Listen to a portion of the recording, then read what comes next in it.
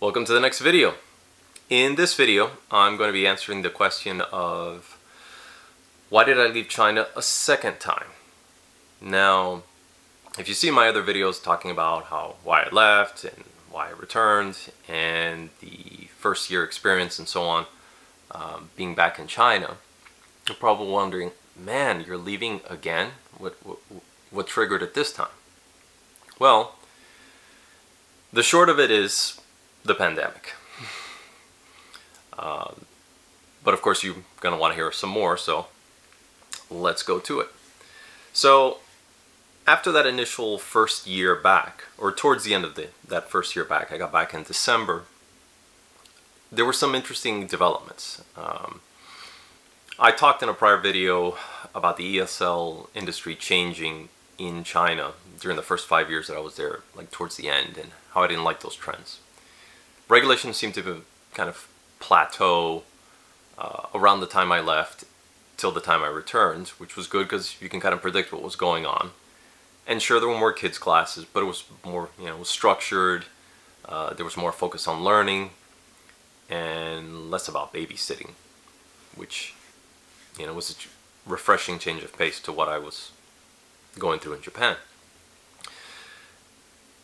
However, like I said, some things started to happen.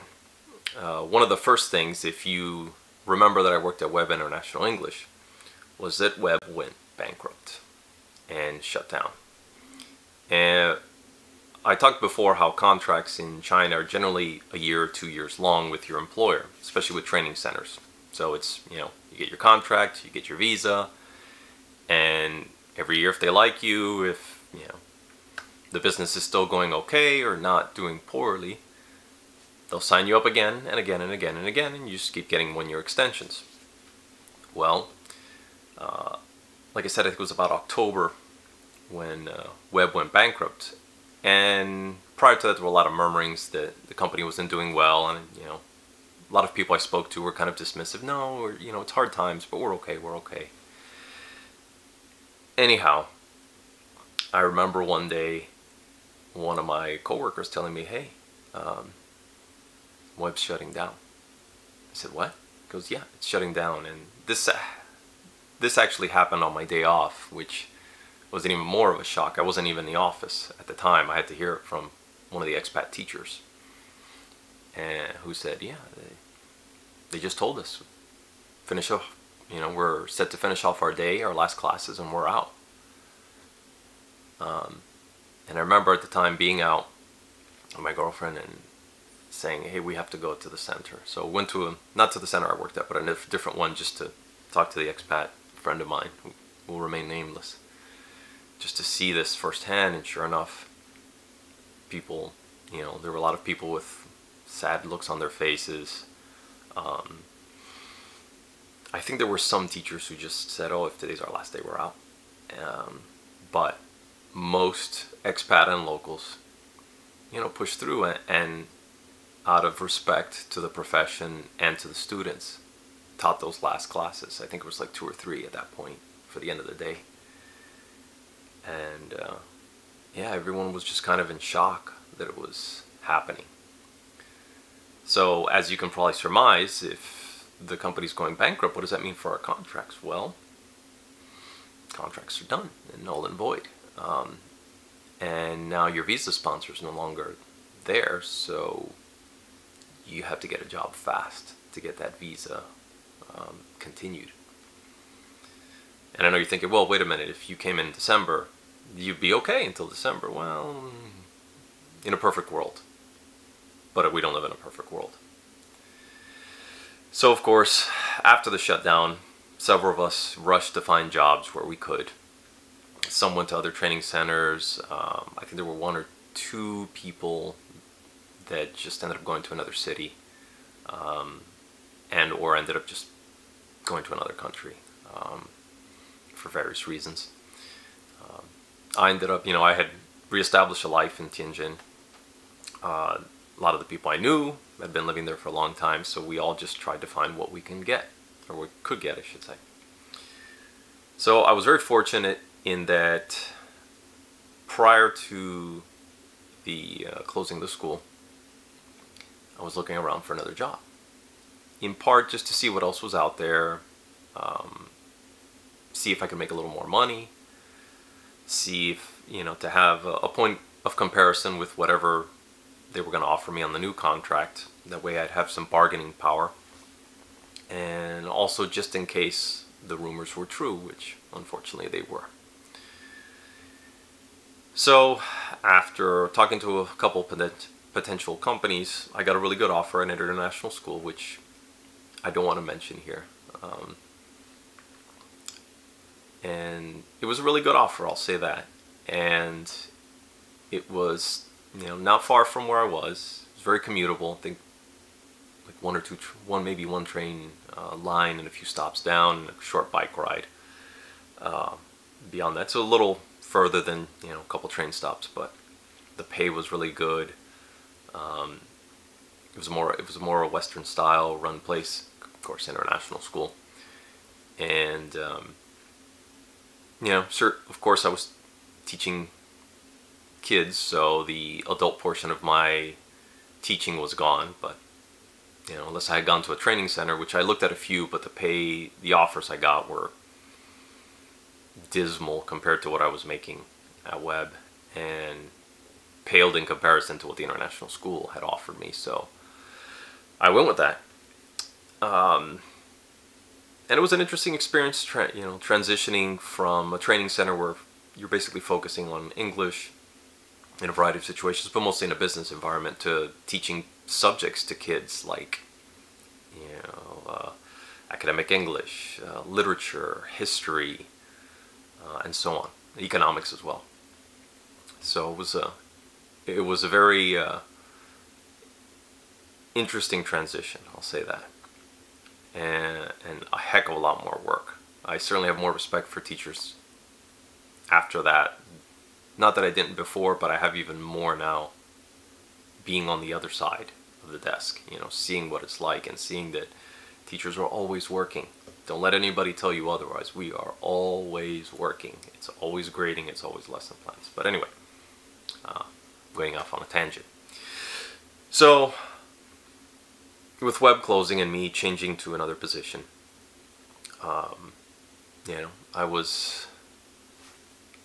I had a safety net, or I transitioned to something, stable again, which was good. And, the next few months went by. And again, I came in 2018. This is 2019, about November, December-ish, when I made the transition to the new job. And I was fortunate that they offered me more than a year. I think it was 2 years.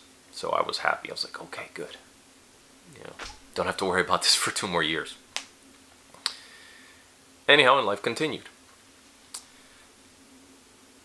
However, I'm sure if you're paying attention to these dates, you're also aware that there was also a trade war going on between the US and China. And tensions were ratcheting up on both sides. And I'm not going to get into who's right, who's wrong, or which one I agree with, or whatever. This is just the backdrop. So certainly there was it seemed like there was less interest in making friendships with foreigners. It doesn't mean there weren't any people who I had friends with, or that I had a ton of bad experiences. But you certainly could feel that there was something a little different that was going on there. The air was, or the winds were changing. So there was that was going on top of everything else, So anyway, fast forward, working at this place, things are going well. I've made the transition. I'm kind of used to the workload and the pace, and how to teach middle school and high schoolers. Vacation time rolls around, and the one plus about international schools is you get paid months off. Which is not to say that you're not doing anything. You are making lesson plans, and you're preparing for the next year, and there's a lot of stuff that needs to be done, but you're not in the office, and you're getting paid.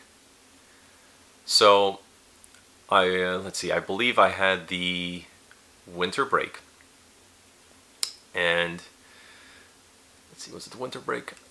Yeah, it's the winter break. So transitioned it. So 2019, you know, winter break starts. Goes, believe it was just after Christmas until about maybe beginning of February, more or less. So about a little more than a month, which was great.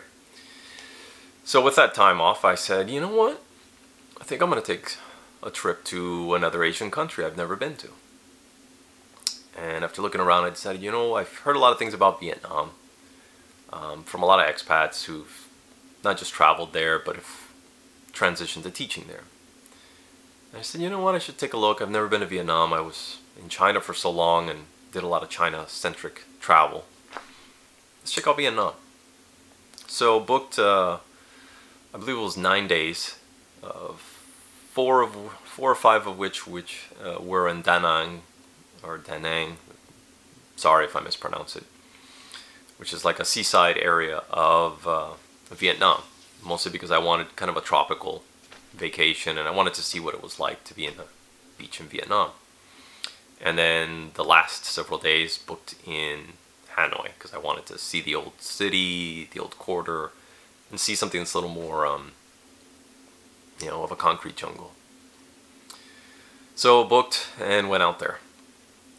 Now, keep in mind too that this was about beginning of January when I took the trip. Or I should say middle of January, I'm sorry. It's around my birthday. A month or two earlier, there were little things in the news about, hey, there's this strange disease going around. But you know, there's few numbers. Not many people are getting it, and they're not sure what it is. And after multiple bouts of SARS breaking out in China, while I had first lived there, and you know, bird flu and avian flu, and all these different unusual, you know, H1N1, H5N5, all these kind of things. It was just kind of a normal thing for us. It was like, oh, okay, some other weird disease. You know, it'll disappear, and that'll be the end of it, or it'll be contained. So when I'm out in Vietnam, hearing more about this in the news, I'm like, oh, okay, this is strange. And but you know, enjoyed my vacation, walked around, took pictures, you know, enjoyed a birthday, you know, there by myself, unfortunately. But you know, it's always hard to coordinate trips with people. But I kept hearing this more and seeing it more and seeing the numbers spread, and you know, Wuhan, which I had been to, had suddenly become the center of attention for this thing. And you know, I'd always carried masks with me, you know, N95 masks because of the air pollution in China. So I had it with me when I flew in. And I think even in Vietnam, the air was bad, but wasn't as bad, I think, when I was there. So I was able to walk around without a mask and not feel any ill health effects. But as my trip was winding down, I'm hearing more and more about this, to the point they start talking about, you know, people wearing masks and being careful. And I'm hearing it from people that stayed in Tianjin in China. Hey, things are getting pretty serious. So, okay, so ended up through Facebook, which wasn't blocked in Vietnam, interestingly enough, finding somebody who had a store where they sold masks. So I figured, you know what, let me buy a box of these and bring them back just in case, so I can get to my girlfriend, maybe a few people, and have some to spare. So found it, bought it, flew back. I had a week or two left of, I think it was 2 weeks of vacation left, more or less. So fly back, and as soon as I arrive, I start noticing Tianjin, which at the time I believe was a city of 15 million people, suddenly became a ghost town. You'd go out, very few people on about. And I'll put up some pictures here so you guys can see what I'm talking about. I remember going to Riverside 66, which is this fairly new mall, really nice, huge. I would call it a ground scraper. That's how massive this thing is.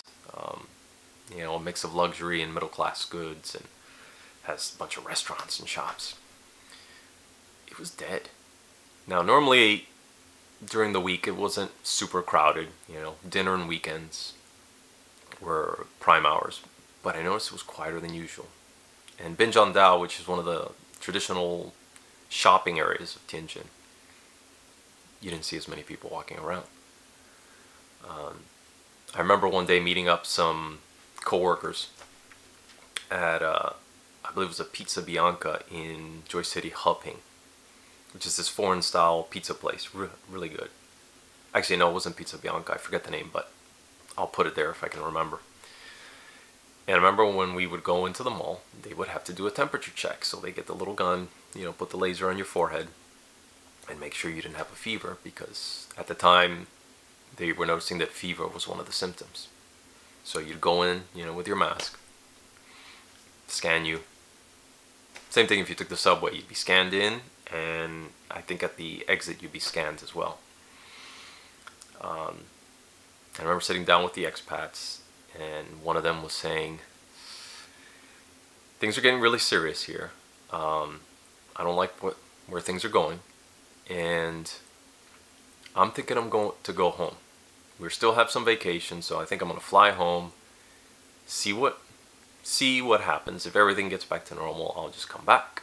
But I don't want to be here with this in case it gets worse, or dealing with getting scanned everywhere you go and wearing a mask where you go. And mind you, this guy, there's three of us, so I and one of the other guys was wearing a regular PM95 mask. He comes in like this full painter's, you know, with dual filter mask, because he was really worried, obviously, about whatever this thing was. So he heads back. You know, he's like, I'm flying back, I think tomorrow, the next day. We're like, okay, well, it's part of the reason I think why we met up as well. One of the other reasons why I decided to leave China a second time was after I'd returned and started seeing that the city was a ghost town, and, you know, that they were locking down, so to speak, or things were getting a little bit more restrictive. When I had returned from Vietnam, one of the things I noticed was there was a puddle of water in my apartment. And so I look up and I see that there's a leak in the ceiling. And it's a slow leak, but it's a leak nonetheless. And I don't know when it happened, but apparently, you know, it had been going on for a bit. So contacted my landlord, told him, hey, there's, you know, took some pictures and said, hey, there's a leak in my apartment from the ceiling. So he tried to contact the person upstairs. I think he came by first to check it out, and he's like, oh, okay. And then we put a bucket under it and tried to contact the person upstairs, and they were on vacation. Now, mind you, this is around the time of Spring Festival too, so, or just after, so a lot of people are out. So I said, oh, okay, well, is there anything we can do about it now? He said, oh no, we have to wait because we need to get access to the apartment, maybe turn off his water. The plumber needs to look at it, see where the leak is, all that. So after a few more days, another leak. And I'll post up pictures and maybe even a clip so you guys can see what I'm talking about. And that was kind of annoying to hear that drip throughout the night, and then have to empty out that bucket every few hours. Otherwise I'd be, you know, in a swimming pool. So seeing that and everything else that was going on didn't give me confidence to stay and wait out what was going on. Talked to my girlfriend, and, you know, I started worrying a lot. What if this thing gets out of control? What if we get shut down? What if nobody can leave or come in? What if different groups start blaming each other for this? What if this raises tensions? What if this causes a conflict? And I know some people are saying, oh, right, you really thought that. No, I honestly did at the time. I wish I would have recorded it, but a lot of stuff that you see now, were things I worried about, and they came to pass, and it's scary. It still is to this day. Anyhow, talked to her and I said, you know, I'm thinking of heading out for a couple weeks. I don't want to fly all the way back home in case this is nothing and then I got to fly all the way back. So I thought, you know what? I'm thinking of going to Japan. Been there before. I have friends. It's a 2-hour flight, not too expensive. I've got 2 weeks left, or you know, roughly. Thinking of flying out there, or I think it was a week. Sorry, about a week before I have to come in back into class. So I think I'm gonna fly out there for a week. See how it goes. You know, if everything is back to normal and things are good, we'll have a laugh at how silly we were, and you know, it'll just get back to life as usual. And she agreed. She said, yeah, that's not a bad idea. You know, which, thank you for being very reasonable and supportive. So, flew out. And of course, as you can guess, things got worse and worse and worse and worse. And my employer, like most of them, said, hey, we're not coming back into the classroom. Everything's going online. So extended my stay in Japan for another week, and they said, well, it'll probably just be for a week, you know, these lockdowns, and then we'll be back in the classroom. And I mentioned, hey, I'm not in the city. There's about an hour, I think it was about an hour time difference. I said, you know, I'll teach from my hotel room. I got Wi-Fi, I got my laptop. You know, I made sure to bring essentials. Not everything I had, but a good amount of stuff. You know. And they said, okay, but, you know, when school opens up, and I'm sure all employers did this, when schools open up, you better be here. No problem. And of course it didn't. It got extended and extended and extended. So after being in Japan for about 2 weeks and realizing that this thing was getting worse and worse, and even getting back to the US was starting to become a pain. And that I think at the time the rule was if you had been to Wuhan and or most parts of China and you were trying to get back to the States, or you were visiting and you were trying to go into the United States, you had to be somewhere prior to the US that wasn't China for about 2 weeks. Otherwise, they may not let you in, or you'll have to go through quarantine and testing and all this stuff. Fortunately, I was in Japan. And when my flight was set to leave Japan, it was 2 weeks since I had left China. So I was, you know, within the window, and I checked the State Department's website every day to see if anything had changed. And I was like, great. So, booked my flight back. Told my employer, hey, I'm going back to the States. I'm not coming back, but this craziness. They weren't happy, but they understood. And it was funny, and this is a side note, but it's part of the story of how I returned and how I left China. Get to Kansai International Airport for my flight out. You know, you can see more people wearing masks, and people are kind of social distancing at that point. But it's not what it had been at peak, or would be at peak.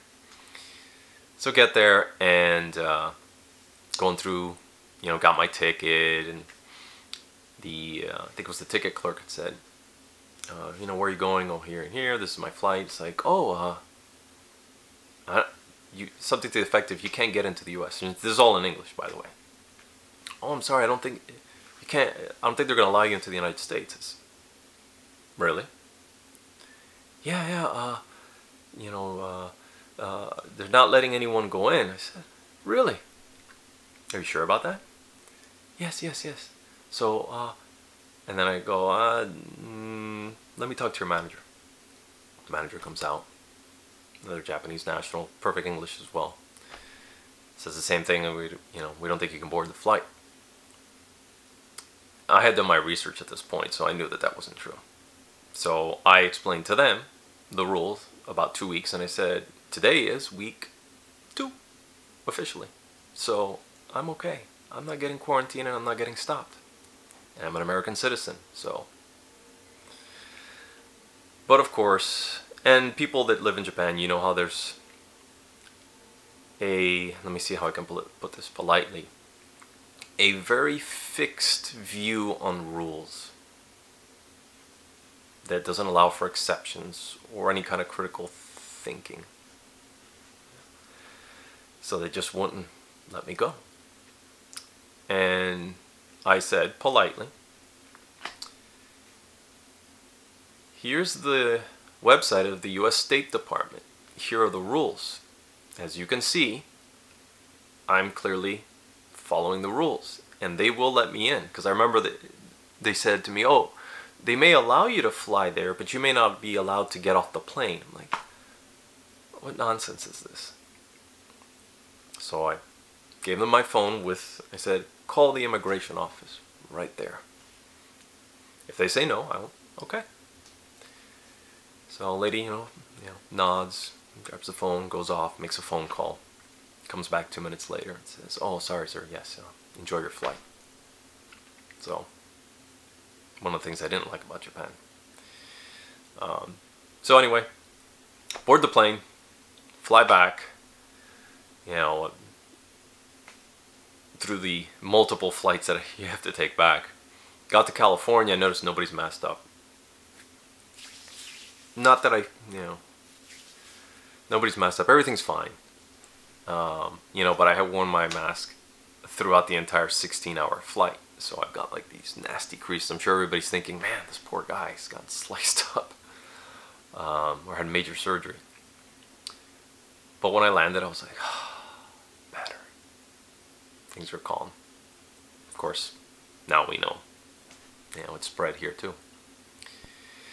Took the last flight, got home, and that was it. And kept hearing things getting worse and worse, and the country locking down and flight stopping, and all the things we all have experienced now and seen in the last couple of years. Continue to teach for a period of time until my services were no longer needed, and I will leave it at that. So that's why I left, and I guess also the process of leaving. And since, I think during the first year, like a lot of people, especially a lot of expats who were teaching abroad, I was kind of hopeful that things would go back to normal. Not new normal, real normal. And they just haven't. And they probably never will. So that's why I left China, and I've been here ever since, back stateside. So I'll stop the video here, but, see you guys in the next one.